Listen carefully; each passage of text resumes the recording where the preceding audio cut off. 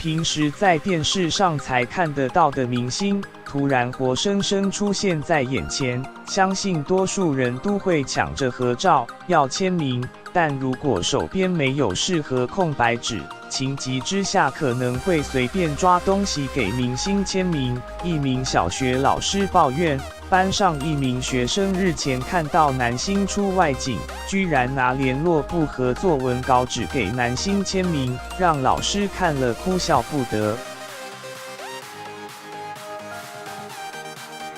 这名小学老师在抱怨公社表示，日前带班上学生看综艺大集合的外景录影，其中一名学生居然拿联络簿和空白稿纸给号角响起阿翔签名，他以为阿翔会在边边签小小的，没想到签了1/4张纸。见老师分享的照片中，一个签在联络簿封面，另一个签在空白稿纸，而且都是超大并带有爱心的阿翔亲笔签名。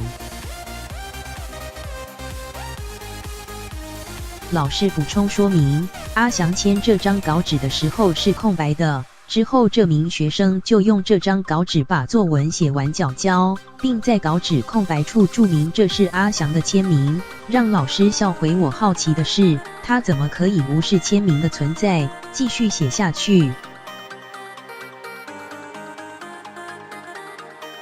网友们被这名学生的可爱行径笑翻，纷纷留言：好险没签在家长签名处，不错呀，会好好保存联络簿的，酷，老师应该很羡慕，这样才值得回忆，可以互被表框起来，有种到此一游的感觉。